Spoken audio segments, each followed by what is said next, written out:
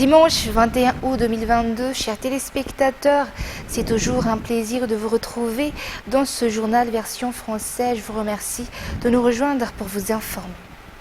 Tout de suite, concernant les actualités de ce dimanche, l'on va procéder à l'amélioration de la traversée de la mer pour inciter les Malagasy à venir visiter Sainte-Marie.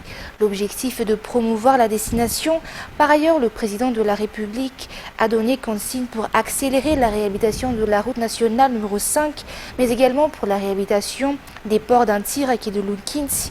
Le numéro 1 Malagasy a aussi montré l'exemple en matière de tourisme et est allé en vedette pour voir les baleines dans la matinée. Je déclare ingénierie et entre à Zanjébé. En plage de sable blond et mer bleue cristalline, les touristes sont subjugués par la beauté de l'île Sainte-Marie. Ils sont également émerveillés par les baleines qui passent au large de Sainte-Marie en cette période.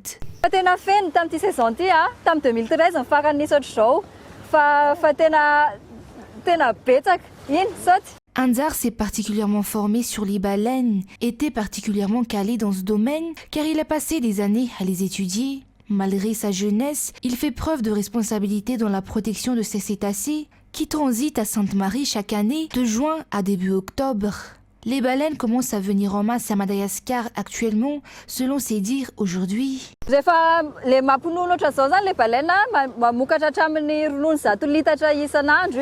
et le petit, en fait, pendant les 2 premiers mois de sa vie, il va avoir une croissance très accélérée et il va grandir de 50 à 60 kilos par jour.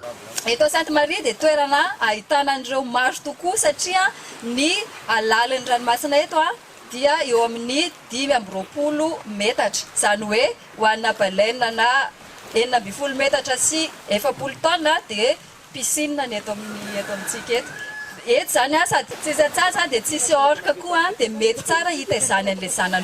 Ces baleines font la renommée de Sainte-Marie dans le monde entier. Elles attirent les chercheurs et touristes et contribuent à la promotion du tourisme local, car les Malagasy s'y intéressent également. Le président de la République a déjà donné hier consigne de rétablir les vols directs pour Sainte-Marie. Les Malagasy méritent également d'admirer cette beauté, raison pour laquelle l'accès leur sera facilité à travers l'amélioration des conditions de traversée, a ordonné le président de la République. La réhabilitation de la route nationale numéro 5 et des ports d'Antirak et de Lukins va également être accélérée.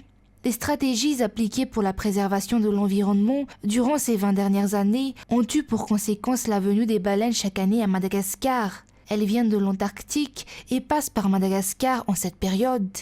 Cette venue périodique est mise à profit pour offrir aux touristes des connaissances sur les baleines et pour les sensibiliser sur leur protection. L'objectif, conformément aux souhaits de la population locale, est de donner un nouveau souffle au tourisme à Sainte-Marie.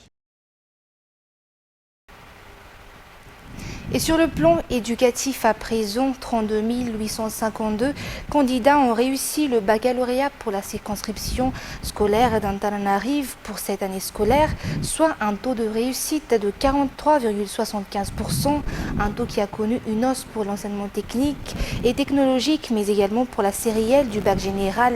Reportage de Cécile Vin sur les images de Secha Angiana et Denisson Barnienne.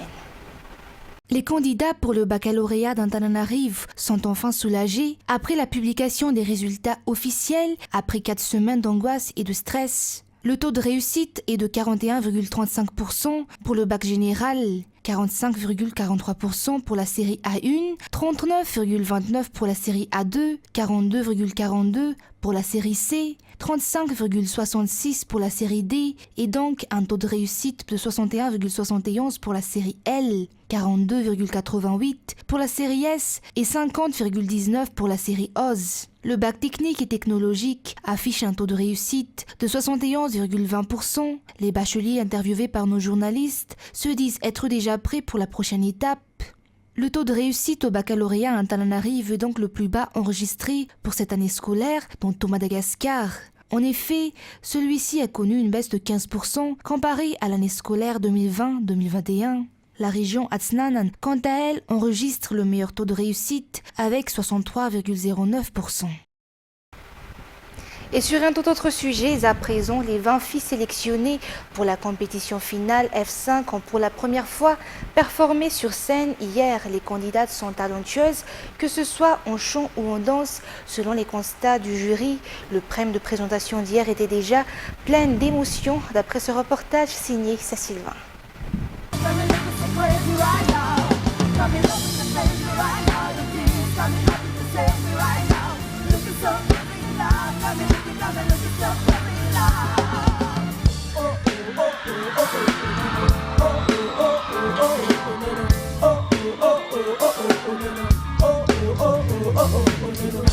Les 20 candidates pour la télé-réalité F5 représentent Ansranan, Madzang, Tuliar, Thomasen, Fianaratsu et Vakna Karaj. La télé-réalité F5, dont l'objectif est de former un groupe de 5 jeunes filles. Plusieurs critères sont considérés dans cette compétition, dont la voix et le comportement. Les 20 jeunes filles F5 sont toutes talentueuses.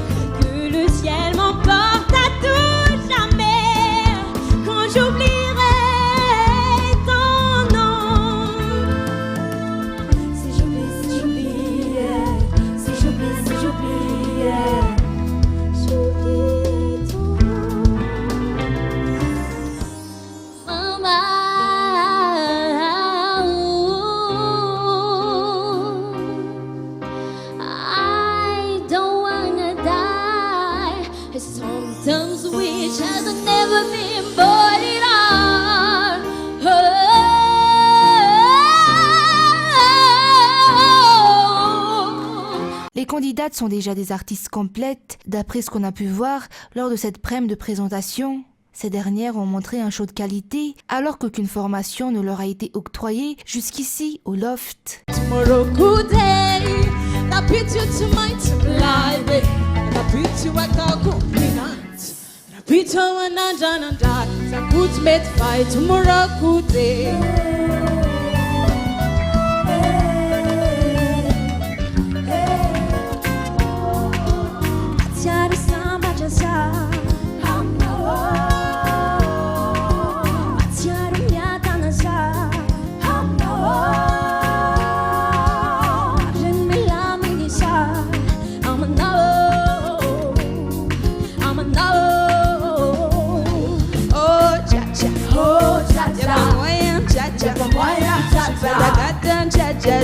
On catch un baby tu dettes ça.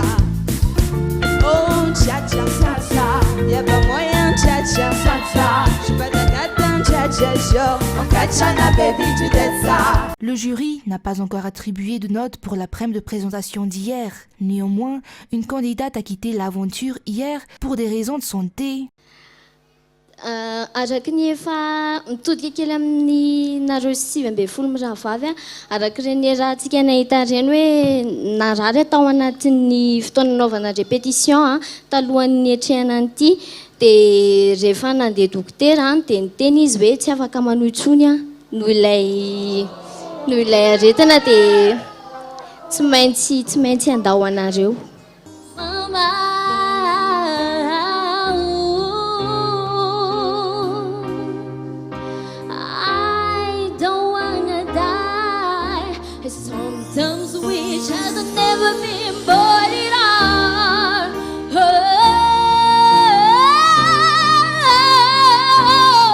La première prême aura lieu samedi prochain pour les 19 candidates restantes. Durant cette semaine également, vous pourrez suivre sur Viva ce qui se déroule au Loft. Cette quotidienne sera diffusée chaque jour après le journal télévisé version malagasy. L'affaire des Sos Mamoun est également à la une des actualités. Les fidèles de l'église ont pu intégrer les lieux ce jour pour le culte. Aucune manifestation n'a été constatée sur place jusqu'au départ de nos journalistes. Mais les fidèles sont toujours partagés en deux camps. En effet, certains ont préféré ne pas rentrer dans l'église. À noter que leurs différends portent sur les résultats des élections au sein de l'église des Sos Mamoun. Reportage sur les images de Secha Anjianabou. Une fouille est obligatoire à l'entrée de l'église des Sos Mamoun aujourd'hui. À l'intérieur, le contrôle et la garde sont également stricts à l'égard des fidèles et des pasteurs compte tenu des manifestations et des jets de pierre des 2 derniers dimanches. Les fidèles du Sos Mamoun ont pu procéder à un culte aujourd'hui. Si à l'intérieur tout était calme, à l'extérieur, certains croyants ont tenu à exprimer leur désapprobation et ont préféré rester à l'extérieur pour ne pas assister au culte. L'origine du problème est le résultat de l'élection des membres du bureau exécutif que l'autre camp affirme n'avoir aucunement l'intention d'approuver. L'église était entièrement entourée des forces de l'ordre durant et après le culte. Cette mesure sera encore effective dimanche prochain. L'affaire des Sos Mamoun n'est donc pas en passe d'être réglée jusqu'à l'heure actuelle. La réhabilitation de la route nationale 34 commencera par la réfection du tronçon de la route à Pachima. Au mois de septembre, la route de Mianjva sera réhabilitée et en novembre, celle d'Antirabé. Le ministre des Travaux publics et le gouverneur de la région de Vaknakarach ont fait le point jeudi sur l'état d'avancement des travaux, d'après Jameson Rangierman, qui est notre correspondant à Antirabé. Cette portion de la route nationale 34 fait grogner les usagers. En période de pluie, elle est souvent inondée et finit même par être coupée provisoirement. Actuellement, cette partie de route est en cours de réhabilitation. Les bétons seront relevés. Le ministre des Travaux publics, Jerry Achefnjazan, a été ferme concernant le respect de l'échéance de ces travaux financés par l'État. La construction de la nationale 34 commence à Pachim jusqu'à Mordav. Pour le gouverneur de la région de Vaknakarach, l'entretien des routes devrait être respecté afin d'éviter les accidents de circulation, mais aussi pour que les infrastructures soient pérennes. L'achèvement de la nationale 34 accélérera le développement dans la partie ouest de la région de Vaknakarach. Les habitants d'Arivunmam sont confrontés à des problèmes du fait de l'inexistence d'appareils de radiographie. Il n'était alors pas possible de diagnostiquer des patients accidentés sur la route nationale numéro 1. Pour pallier ce problème, le ministère de la Santé publique a offert vendredi ce matériel ainsi qu'un matériel de génie expert pour l'hôpital d'Arivunmam. Les détails avec Radraman Zatouf. L'hôpital d'Arivunmam a reçu un appareil de radiographie numérique et de gène expert. Vendredi, le ministre de la Santé publique a officiellement offert ces dispositifs. Les difficultés des résidents qui ont besoin d'effectuer une radiographie et qui sont contraints de rejoindre la capitale ont poussé le ministère à prendre cette initiative. L'hôpital d'Arivunmam a été le premier à recevoir cet équipement. En plus de l'appareil de radiographie, l'hôpital a également reçu l'équipement de diagnostic gène expert. Non seulement la Covid-19 peut être détectée par cet appareil, mais on peut aussi procéder au test de la tuberculose dont le résultat est connu en 1 heure. Ces dons ont été possibles grâce à la collaboration du ministère avec les partenaires. Et sur le plan sportif, à présent, le championnat dans le cadre de l'ASIEF, ou Association sportive interministérielle pour les fonctionnaires, a officiellement débuté hier à Touliar. Plus de 10 000 fonctionnaires participent dans 18 disciplines, dont le basket et le beach volley. Ça, Sylvain et Kevin Ravonerson. La ville du Soleil, le chef-lieu de région de Touliar, est le rendez-vous pour les fonctionnaires sportifs depuis hier. Des centaines d'équipes représentant plus de 46 institutions publiques concourant pour le championnat de l'ASIEF ou l'association sportive interministérielle pour les fonctionnaires. L'ASIEF vise surtout l'entretien physique de ces derniers, selon toujours son président aujourd'hui. L'ASIEF est aussi une occasion pour renforcer leur solidarité, car c'est la seule occasion pour ces derniers de se rencontrer et de renforcer les liens. L'ASIEF contribue également au Vilera numéro 13, qui vise de faire du sport une fierté nationale. L'ASIEF est une compétition annuelle. Cette édition durera 16 jours et ne prendra donc fin que le 4 septembre. Et concernant les actualités à l'échelle internationale, au cours d'un échange téléphonique, Vladimir Poutine et Emmanuel Macron ont convenu d'une inspection par l'AIEA de la centrale nucléaire de Zaporizhzhia sous contrôle russe. Le secrétaire général de l'ONU, Antonio Guterres, s'est rendu à Odessa, port ukrainien crucial pour la reprise des exportations des céréales bloquées par la guerre. Un reportage de France 24.